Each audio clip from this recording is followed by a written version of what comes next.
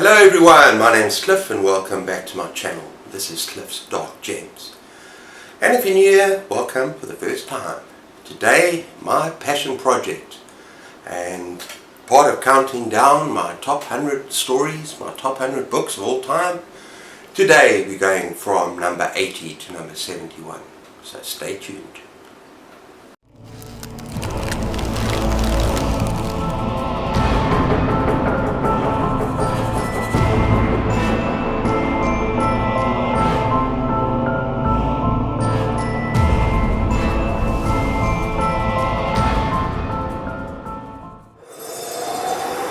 Okay everyone, just a reminder about these books.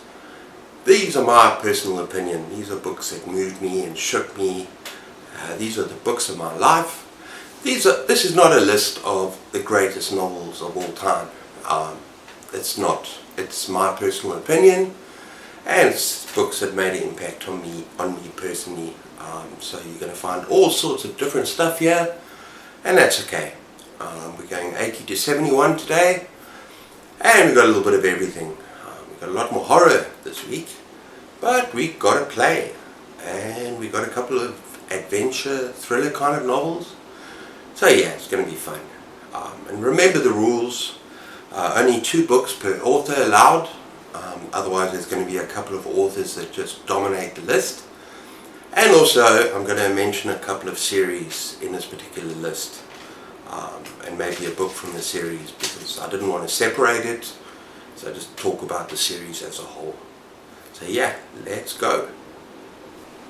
Okay, for number 80, and this is actually a book that I mentioned in my last video, and I can't help myself. A 5-star read and a book that I can't stop thinking about, and it's a collection of stories, and it's called Unfortunate Elements of My Anatomy by Hailey Piper.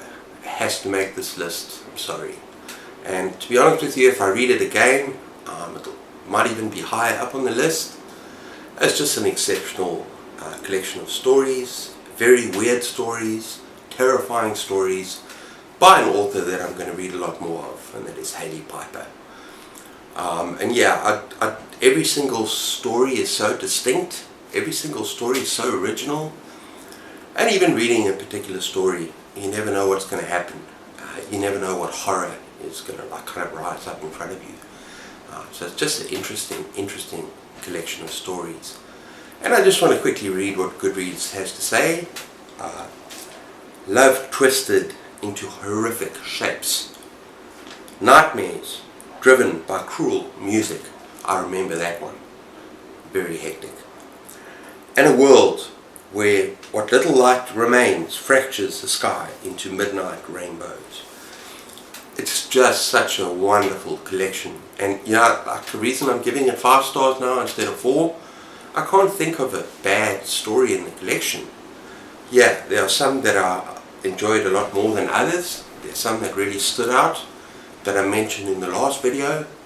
But there's nothing that really let me down. All of them are interesting stories. So yeah, that is Unfortunate Elements of My Anatomy by Hailey Piper. Okay, for number 79 we have Sour Candy by Keelan Patrick Burke. Now I was introduced to this author last year, and yeah, this might be a bit of a divisive opinion. Not everyone got this book, but all I can tell you is that it creeped me out and scared the freaking crap out of me. It is terrifying. And I've said this before, but I'm going to say it again. Just the basic premise to start off with. A man goes into a supermarket, into a store, because he wants to buy candy for his girlfriend. He's going to take it back to her, and they're going to have a little bit of a lovey-dovey time. And he's looking forward to it, and he's happy. And yeah, he goes into the store.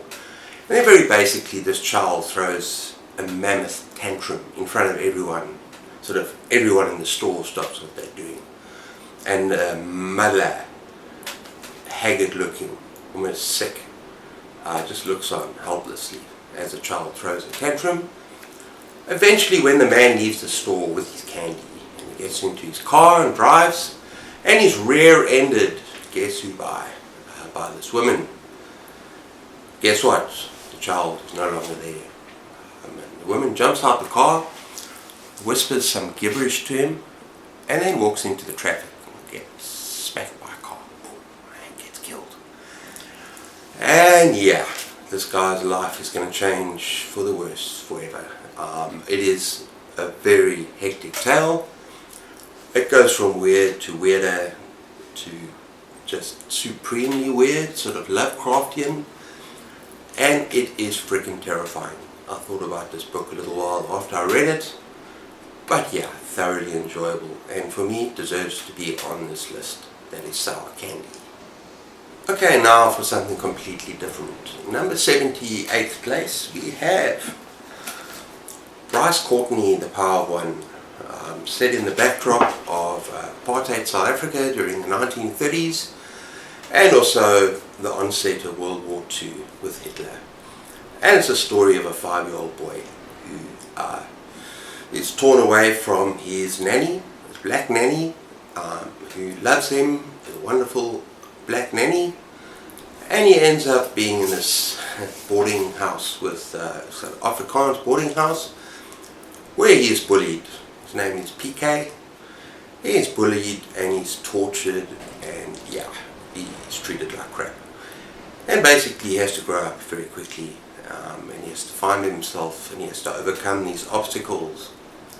And he does so, and he makes friends in the most unlikeliest of places, considering where he lives.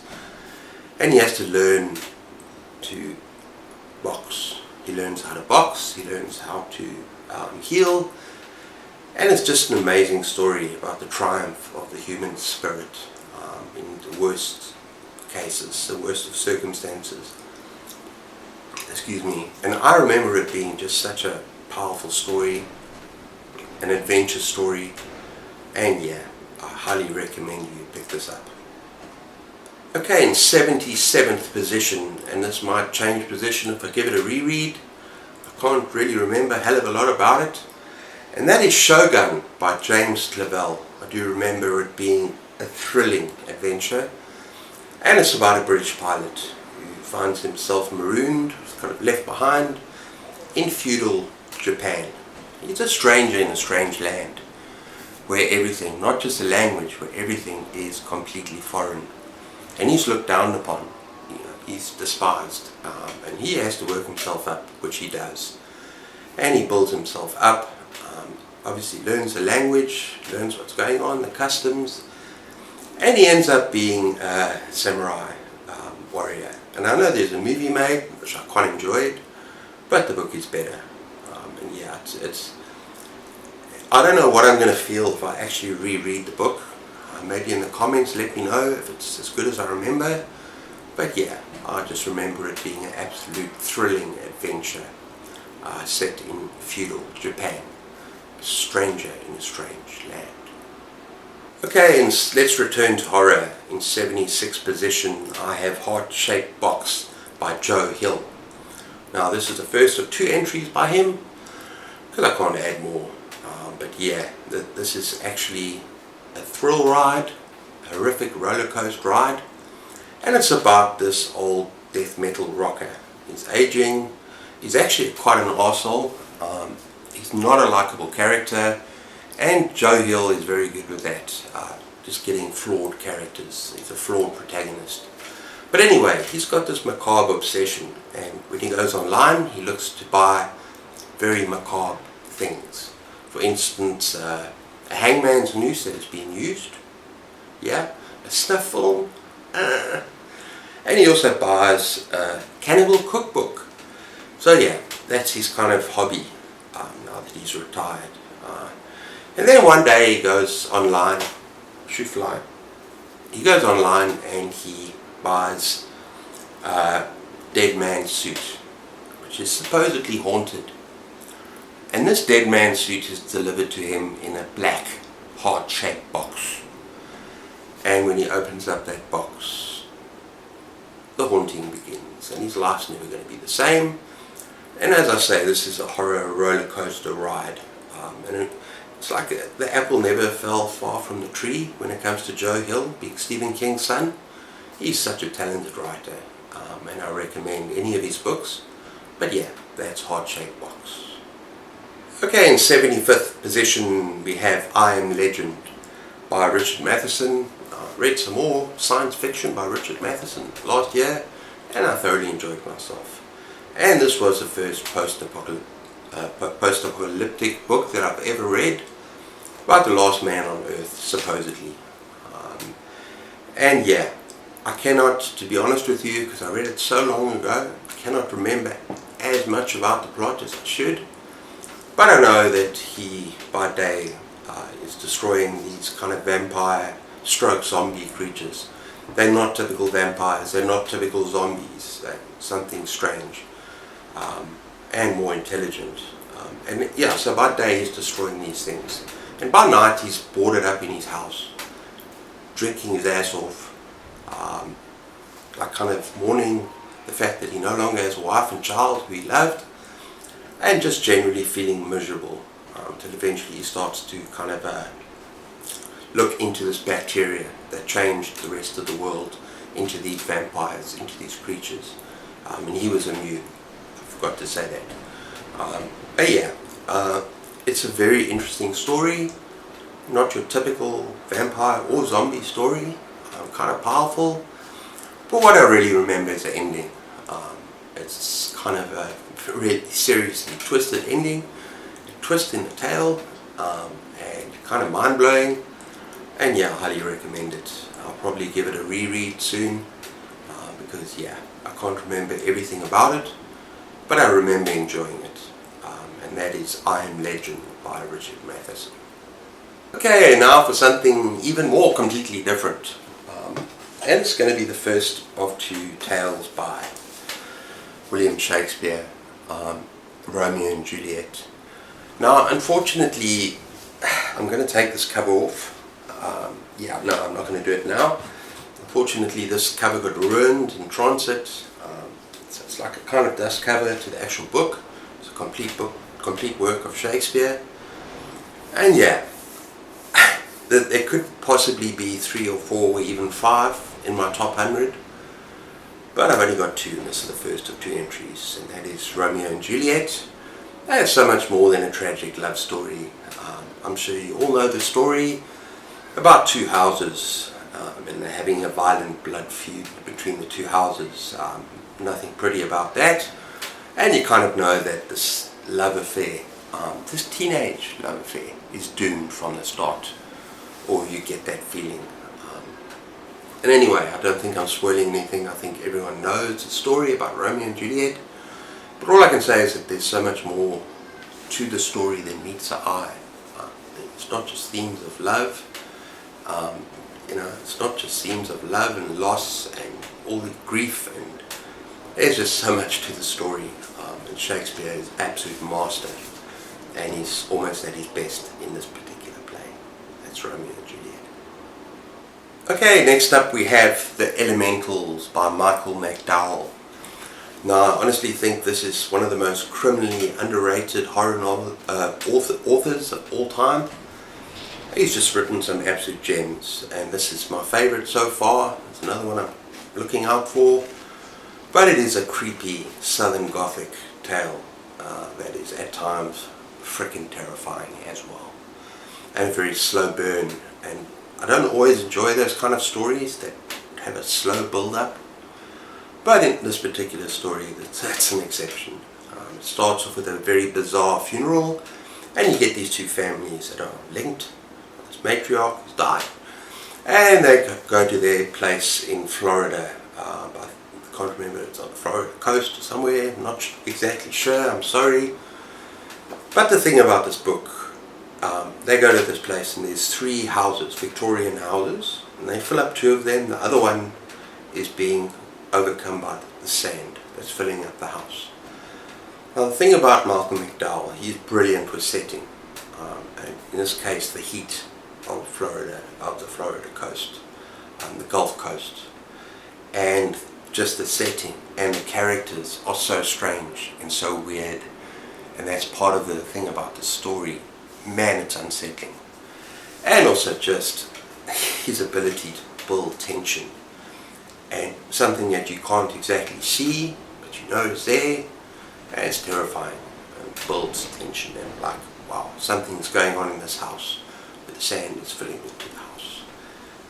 And yeah, highly recommended. Anything by Michael McDowell. If you love Southern Gothic, even if you don't, give it a try. Okay, next up we have my first real fantasy epic that I absolutely adore. And the cover once again is, I don't know how this, I think maybe I got the second hand and it's torn off a little bit. And that is Stephen Donaldson. And this is the second Chronicles of Thomas Covenant the Unbeliever. I probably like all three stories equally. If I were to choose one, I'd go for the third one, which is A Wounded Land. But yeah, I'm obviously not going to give too much away about the plot. I will say one thing about this series. It is kind of divisive. There are a lot of people that absolutely hate it. And there's one reason why they hate it.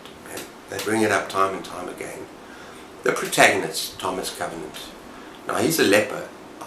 And he was brought up, when he became a leper, he lost everything, his wife. And he was taught in this leper institute, taught how to look after himself. This thing called VCR, where he has to check all his signs, and then he ends up being transported into this magical world, a very healthy world that he refuses to accept exists because it goes against everything that he believes in. And he is a miserable creature. He's a whiny, miserable sod, but you kind of understand where he's coming from.